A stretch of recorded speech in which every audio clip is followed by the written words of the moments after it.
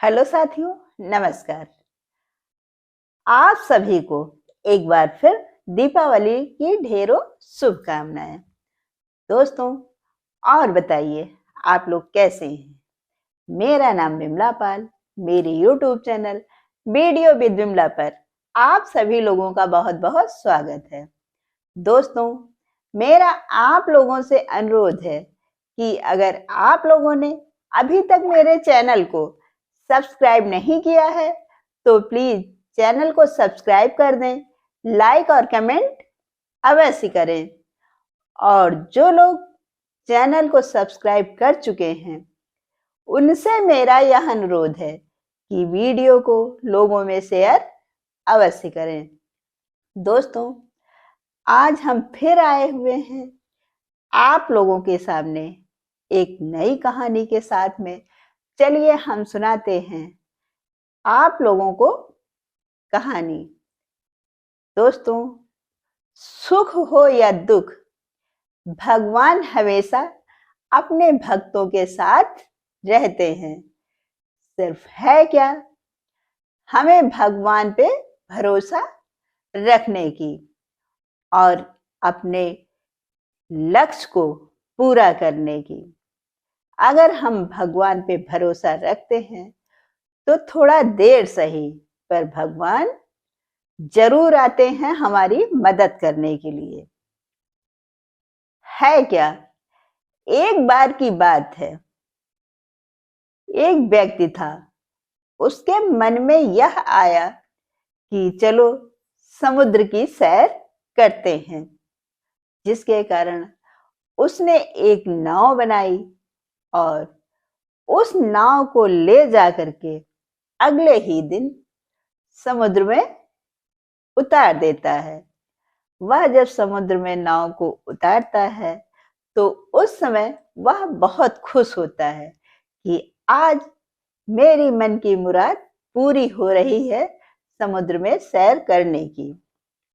लेकिन अभी वह कुछ ही दूर चला था कि अचानक से तूफान आता है और उसकी नाव उसी समुद्र में डूबने लगती है। यह देख करके उसने ईश्वर पर भरोसा रखा और समुद्र में छलांग लगा दी।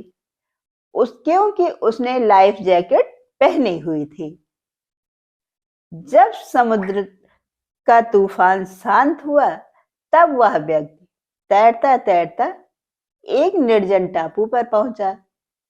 वहां जाकर उसने देखा कि बहुत जंगल खड़ा हुआ है और दूसरा कोई नहीं है। वह एकदम अकेले।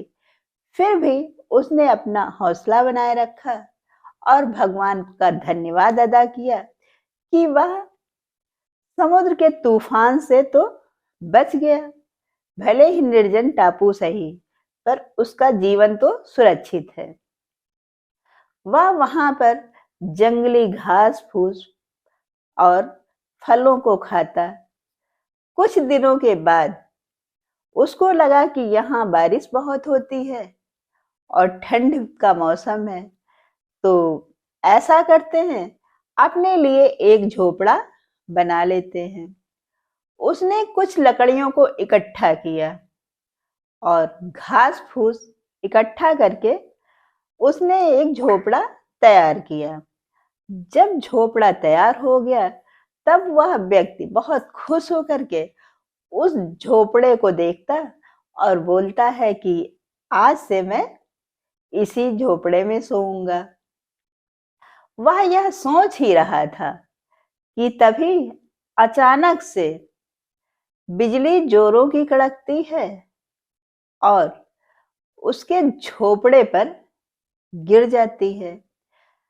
झोपड़े पर बिजली के गिरने से उसका झोपड़ा जलने लगता है। यह देख करके वह व्यक्ति बहुत दुखी होता है और अपना सर पकड़ लेता है और ईश्वर को दोष देना शुरू कर देता है। कहता है कि हे भगवान, यह तूने क्या किया? मैंने कभी भी किसी का दिल नहीं दुखाया, कभी कोई गलती नहीं की, तब फिर मुझे किस बात की सजा दे रहे हैं।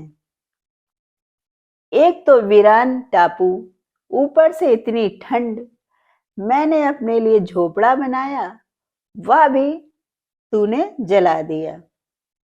और इतना कह करके वह व्यक्ति जोर जोर से रोने लगा।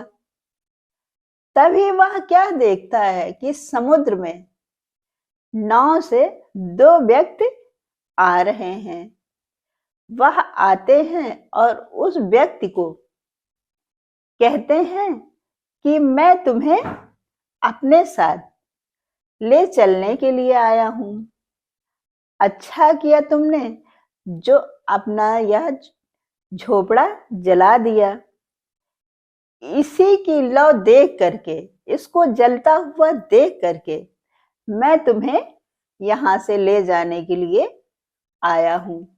यह सुन करके वह व्यक्ति सोचता है कि भगवान, आप तो हमेशा सभी के साथ रहते हैं और मैं ऐसा हूं कि आपने मेरे लिए अच्छा किया और मैं आपको ही दोष देने लगा।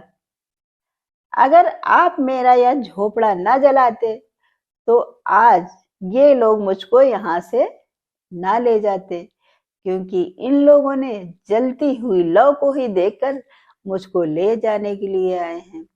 और मैं ऐसा हूं कि इस बात को समझ ही नहीं पाया कि आपने ही मेरी सहायता करने के लिए इन लोगों को भेजा। तो दोस्तों, सुख हो या दुख, हमें अपना हौसला बनाए रखना चाहिए। जैसी भी परिस्थितियां हों, हमको उन्हीं के हिसाब से चलना चाहिए और भगवान पे यह भरोसा रखना चाहिए कि भगवान हमेशा हम सभी के साथ रहते हैं और वह एक ना एक दिन हमारी मदद अवश्य करने के लिए आए हैं। हम भले भगवान को भूल जाएं, पर भगवान कभी भी अपने भक्तों को नहीं भूलते हैं और हमेशा बुरा वक्त पड़ने पर वह मदद भी करने के लिए आते हैं। तो दोस्तों, यह रही आज की कहानी। इस कहानी से हमें यह शिक्षा मिलती है कि छोटी मोटी तकलीफ या बहुत बड़ा दुख पड़ने पर हम भगवान को ही दोष देने लगते हैं, पर उसमें कहीं ना कहीं हमारी अच्छाई छुपी होती है। पर भगवान के द्वारा किए गए कार्य को हम समझ नहीं पाते हैं और हम सभी को यह लगने लगता है कि भगवान ने ऐसा क्यों किया, जबकि ईश्वर जो भी करते हैं तो अच्छा करते हैं। दोस्तों, यह रही आज की कहानी। कहानी कैसी लगी कमेंट के माध्यम से अवश्य बताइएगा।